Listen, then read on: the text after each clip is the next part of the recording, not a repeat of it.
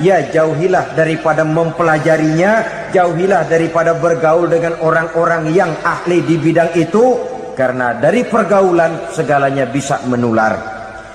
Riba alias renten, kedoknya adalah menolong orang, tapi sama juga bulu buntutnya dilepas, palanya dicekek.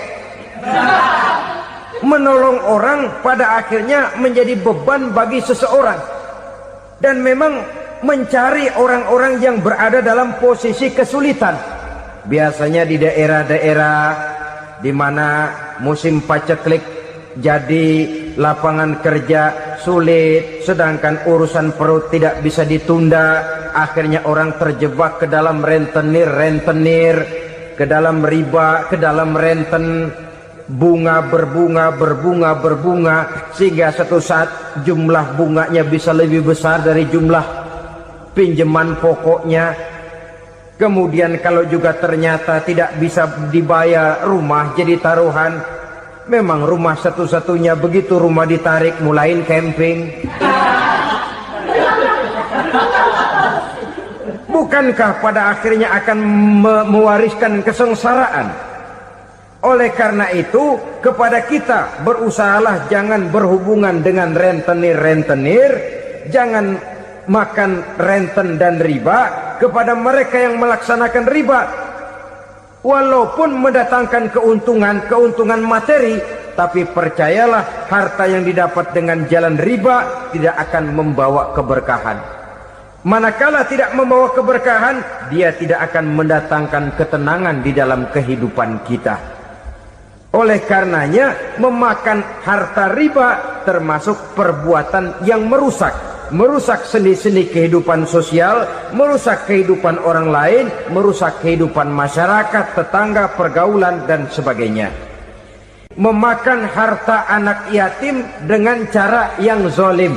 Nih, memang lezat. Anak yatim itu nggak tahu urusan apa-apa. Kita diamanahkan untuk mengurusinya. Kadang-kadang dibentuklah panitia penyantunan yatim piatu. Yatimnya mah tetap kelaparan, panitianya yang pada gendut.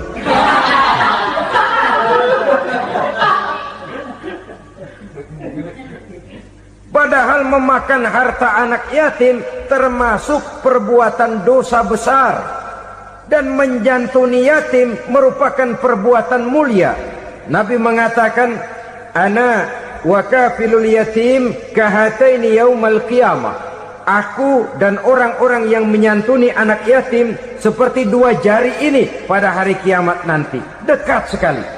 Jikalau ingin di hari akhir nanti dekat dengan Rasul, bersahabatlah dengan anak-anak yatim. Jadilah pengurus anak-anak yatim. Bangunlah panti-panti asuhan yatim. Pada saat bapak ibunya meninggal, kitalah yang menjadi orang tuanya. Bahkan sedemikian besar perhatian Islam terhadap anak-anak yatim ini, sehingga Quran memberikan peringatan, ara'aital ladzi yukadzibu bid-din fadzalikal ladzi yad'ul yatim wa la yahuddu ala ta'amil miskin. Tahukah kamu siapa orang yang mendustakan agama, beragama tapi dianggap dusta, salatnya dusta, puasanya dusta karena agamanya sudah berdusta. Siapa mereka? Fazalikal ladzi yad'ul yatim, orang yang menyia-nyiakan anak yatim, wala yahuddu ala ta'amil miskin, dan tidak pernah memberi makan kepada orang-orang yang menderita kemiskinan. Menyia-nyiakan, meninggalkan anak yatim termasuk perbuatan yang divonis kita sebagai orang yang mendustakan agama. Saudara-saudara kaum muslimin rahimakumullah, maka sangat dicela mengeksploitir anak-anak yatim, menjadikan mereka sebagai kedok untuk mencari kekayaan pribadi. Tetapi jikalau ikhlas, ganjarannya sangat besar, nilai pahalanya sangat besar. Menyantuni yatim tidak hanya setahun sekali. Kalau Muharram pakai istilah lebaran yatim, dibentuklah panitia, diberilah beras, uang 45.000 rupiah, alhamdulillah. Tapi jangan lupa, si yatim tidak hidup cuma satu hari. Dia tidak hidup cuma di bulan Muharram saja, dia hidup 12 bulan dalam setahun. Sebagaimana anak-anak yang lain, dia juga berhak punya masa depan.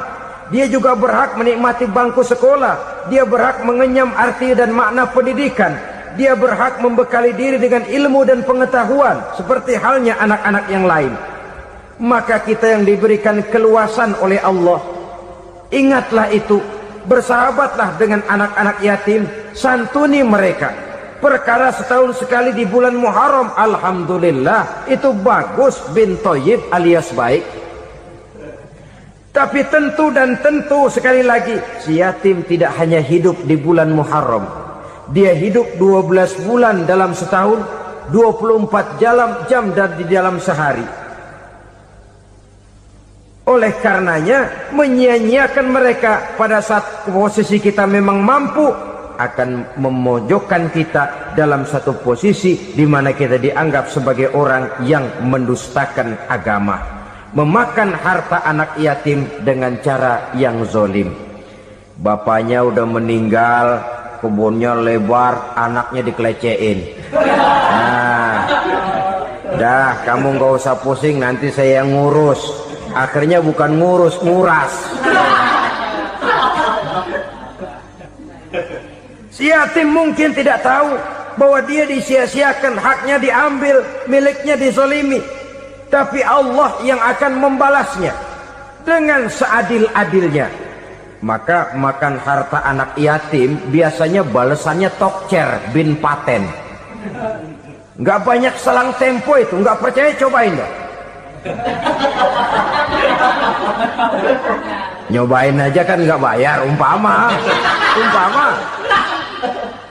Memakan harta anak yatim dengan cara yang zolim, ganjarannya biasanya kontan. Kenapa? Ratapan si miskin, untayan air matanya, jeritan kepedihan hatinya, membuka pintu langit, permohonannya diijabah, getaran hatinya didengarkan oleh Allah. Maka balasannya biasanya kontan, spontan, tidak menunggu waktu terlalu lama. Itu di dunia, belum lagi di akhirat nanti.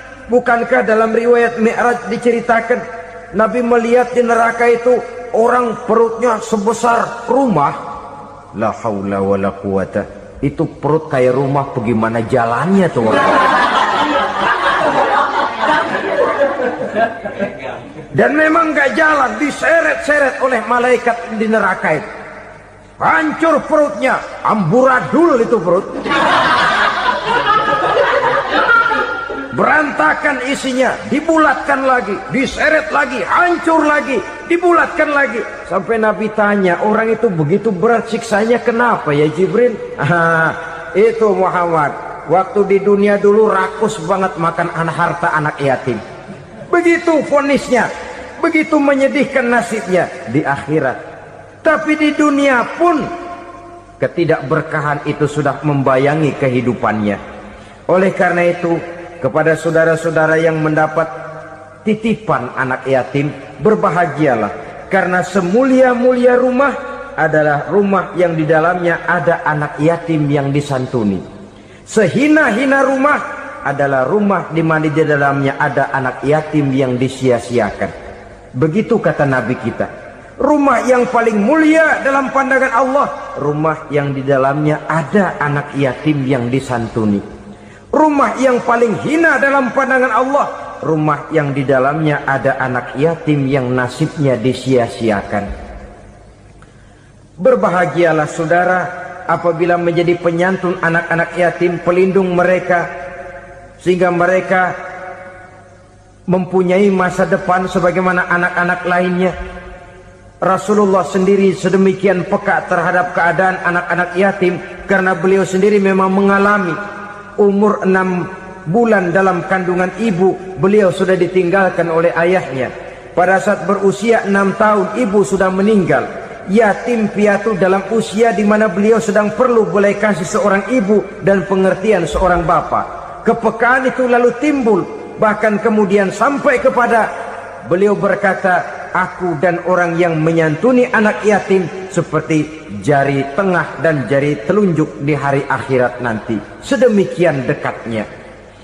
Orang-orang tua bijaksana yang diceritakan di dalam Al-Quran, kalau sudah berpikir tentang anak-anaknya, pertanyaan yang paling mereka risaukan ialah, ma ta'buduna min ba'di.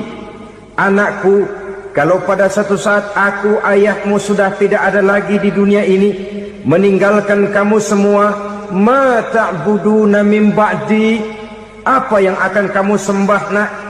Jikalau sekarang ayahmu masih mau ke masjid, masih mau melakukan rukuk dan sujud, masih beribadah menyembah Allah Subhanahu wa ta'ala, kalau orang tuamu sudah tidak ada, ma ta'buduna min ba'di, masihkah engkau mau datang ke masjid? Masihkah engkau mau rukuk dan sujud? Masihkah engkau mau menyembah Allah Subhanahu wa ta'ala? Pertanyaan ini yang dipikirkan oleh Nabi Yakub kepada putra-putranya. Pertanyaan ini yang diteruskan oleh Nabi Ibrahim kepada anak-anaknya.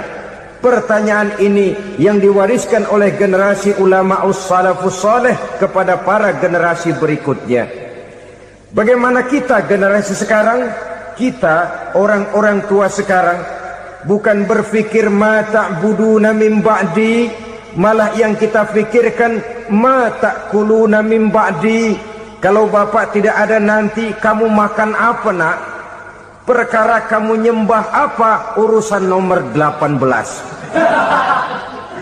Yang penting kamu nanti hidup bisa makan nak. Maka kita sibuk mewariskan harta kepada anak-anak kita. Kita sibuk mewariskan kebun dan tanah kepada anak-anak kita.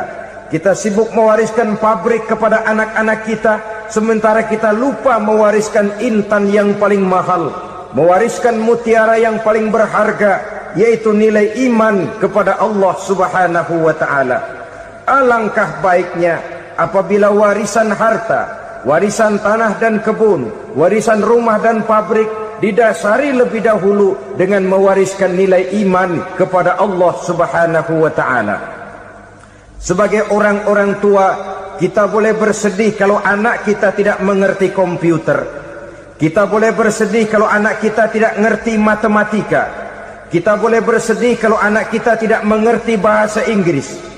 Tapi sewajarnya lebih bersedihlah kita orang tua jikalau mempunyai anak yang tidak kenal Allah sebagai Tuhannya, yang kemudian tidak mau rukuk dan sujud kepada Allah Tuhannya. Itulah kemalangan yang paling malang bila kita meninggalkan generasi yang tidak bertauhid kepada Allah Subhanahu wa ta'ala. Betapapun anak kita tidak ngerti komputer, saudara, paling-paling kerugiannya cuma kerugian dunia. Masuk dia ke alam barzakh, munkar nakir tidak akan sempat tanya kau belajar komputer apa tidak. Kumpul dia di padang mahsyar, malaikat juga tidak akan tanya matematikamu nilainya berapa. Yang ditanya kau kenal Allah, kau rukuk dan sujud kepadanya, kau pernah datang ke masjid. Oleh karena itu sekali lagi, menjaga nilai iman tidak hanya untuk kita, tetapi juga mewariskannya kepada anak-anak kita, generasi yang akan datang. Sungguh kemalangan yang paling besar apabila kita meninggalkan anak-anak kita. Mereka kita tinggalkan lemah ekonominya, itu tidak baik. Mereka kita tinggalkan lemah otaknya, itu pun akan membuat mereka tertinggal oleh yang lain.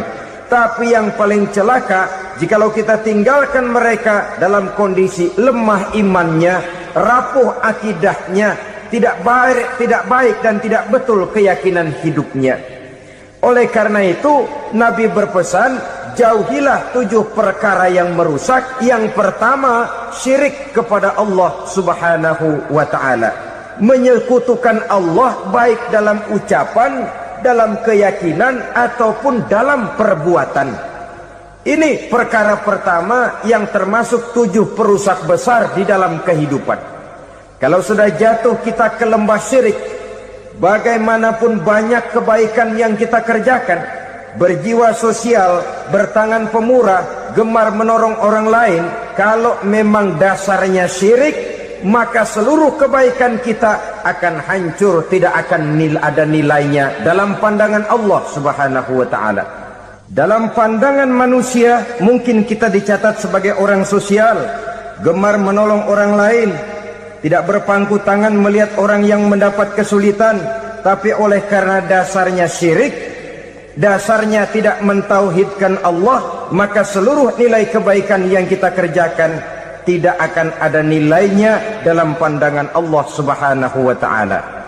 Maka jagalah iman kita jangan sampai dihinggapi penyakit syirik yang bagaimana kecilnya sekalipun. Sekali lagi, baik syirik dalam bentuk ucapan, syirik dalam bentuk keyakinan, sampai kepada syirik dalam bentuk perbuatan, kita berhindar kepada sifat-sifat yang sedemikian itu. Karena apa? Dalam satu ayat Quran Allah Subhanahu wa ta'ala menjelaskan, innallaha la yaghfiru ayyushraka bih wa yaghfiru ma duna dzalika liman yasha. Allah tidak akan memberi ampun kepada orang-orang yang menyekutukannya, tapi Allah masih mau memberikan ampun kepada dosa-dosa yang selain itu bagi orang-orang yang dikehendakinya. Dosa selain syirik, apabila kita bertaubat, Allah masih mau mengampuni. Tapi kalau sudah jatuh ke tempat syirik, itu sudah dosa yang tidak berampun. Taubatnya tidak lain melepas syirik, kembali kepada tauhid, berkeyakinan bahwa hanya ada Allah Subhanahu wa ta'ala, Tuhan satu-satunya yang lam yalid walam yulad walam yakul lahu kufuwan ahad.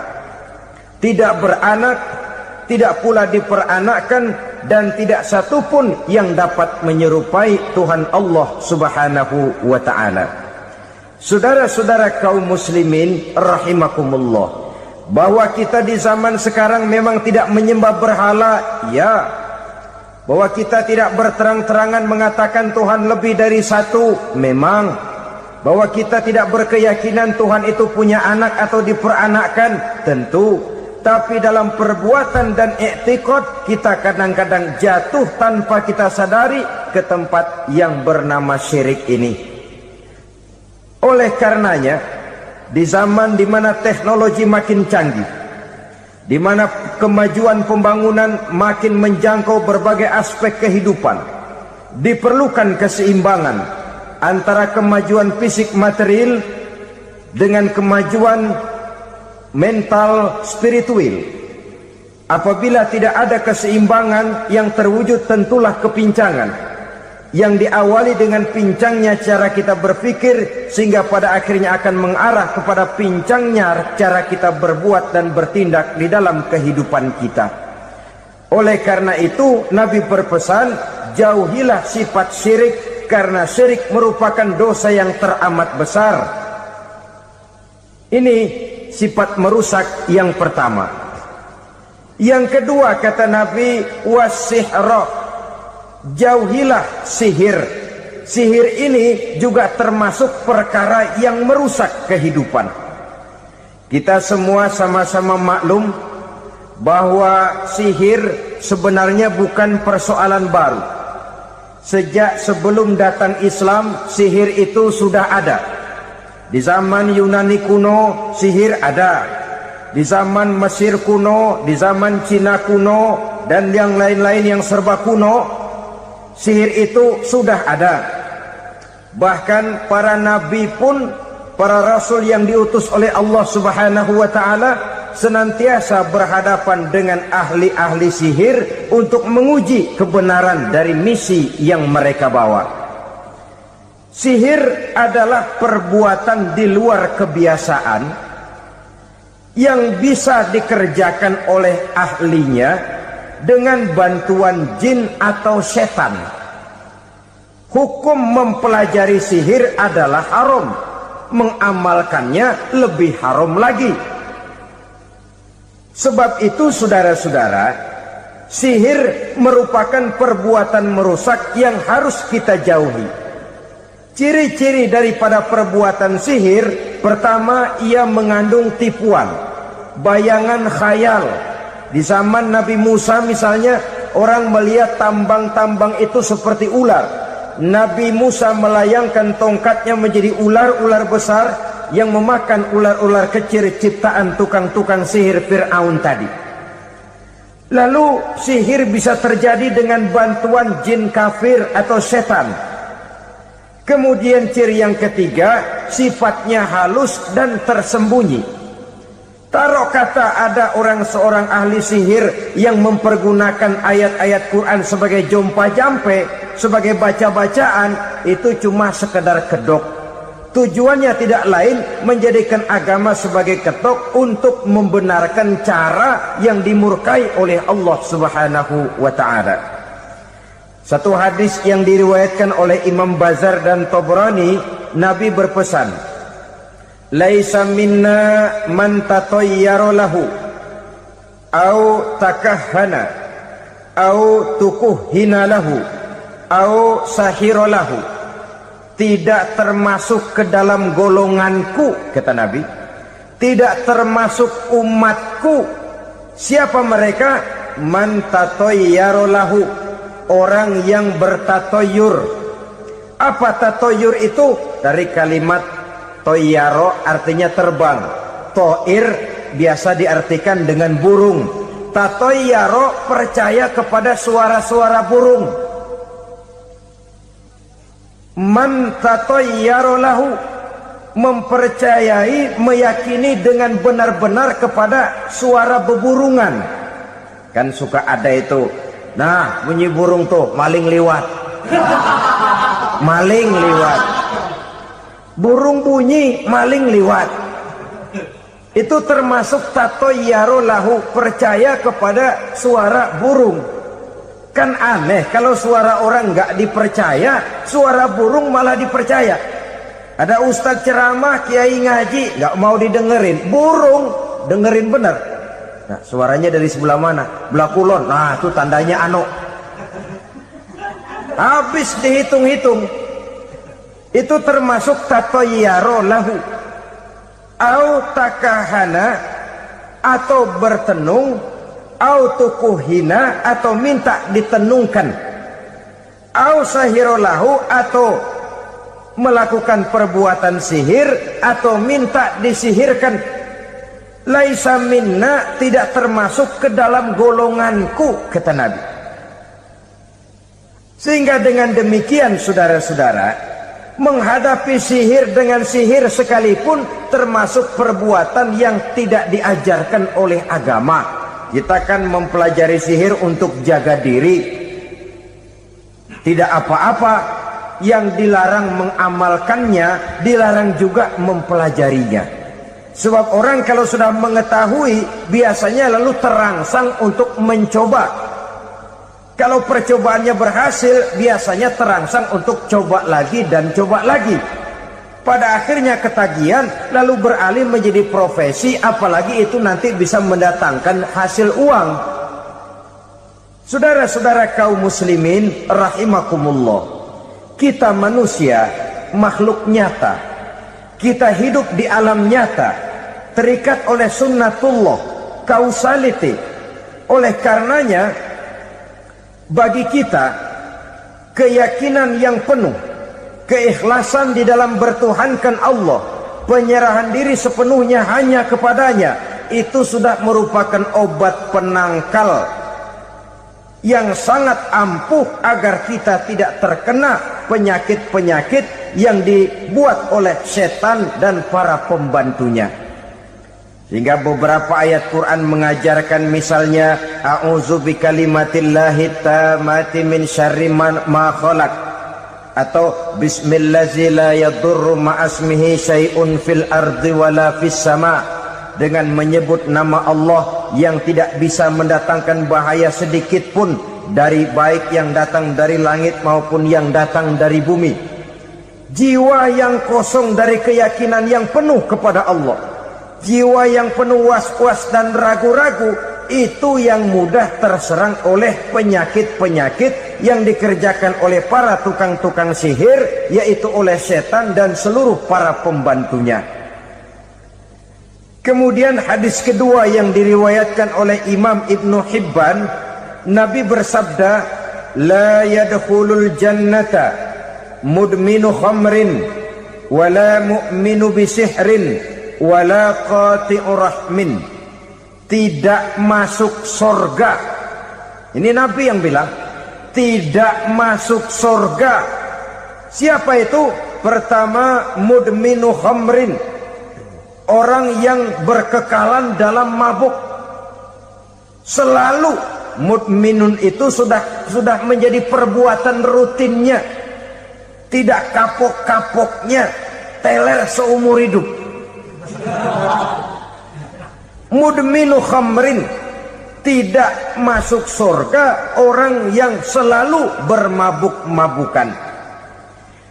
Yang kedua, wala mu'minu bisihrin, orang mukmin tapi main sihir. Ini juga oleh Nabi diperingatkan, tidak akan masuk surga orang mukmin tapi suka main sihir.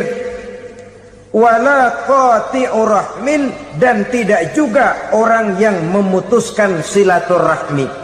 3 macam manusia yang diperingatkan Nabi tidak akan masuk surga: orang yang selalu mabuk, orang mukmin yang main sihir, dan orang yang memutuskan silaturahmi.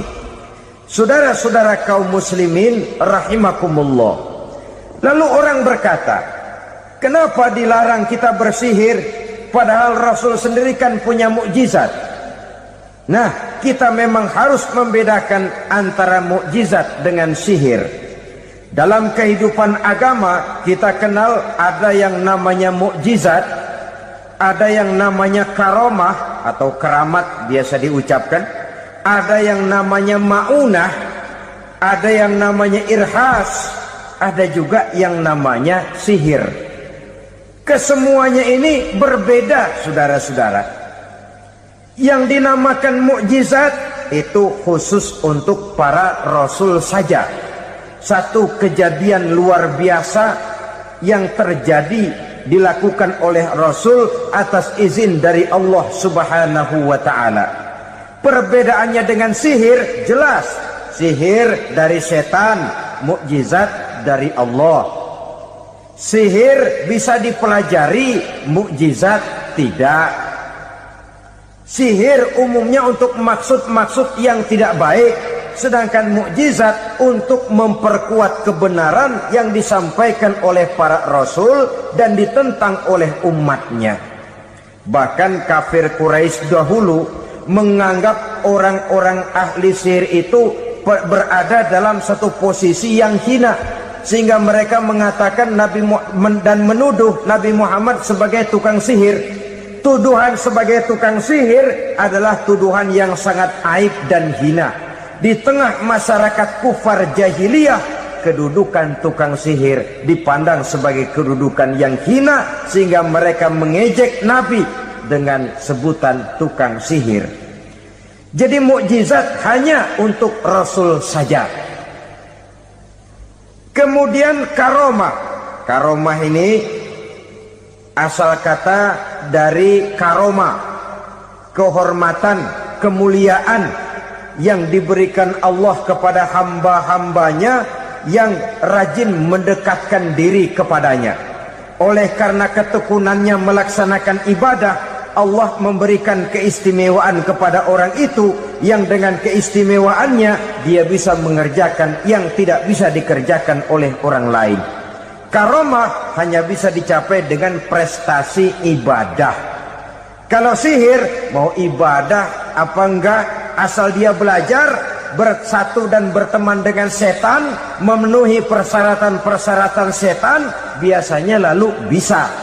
Sedangkan karomah tidak mungkin terwujud tanpa orang mendekatkan diri sedekat-dekatnya kepada Allah Subhanahu wa ta'ala. Maka kita lihat biasanya orang-orang yang punya ilmu sihir, mukanya rata-rata nggak enak dilihat. Kumuh, jauh dari air wudhu, jauh dari sujud kepada Allah, malah berteman dengan setan, menjadi pelayan-pelayannya setan. Saudara-saudara, adapun maunah, keistimewaan yang diberikan Allah kepada hamba-hambanya yang belum sampai kepada tingkat wali, tapi orang itu lebih banyak kebaikannya daripada kesalahannya.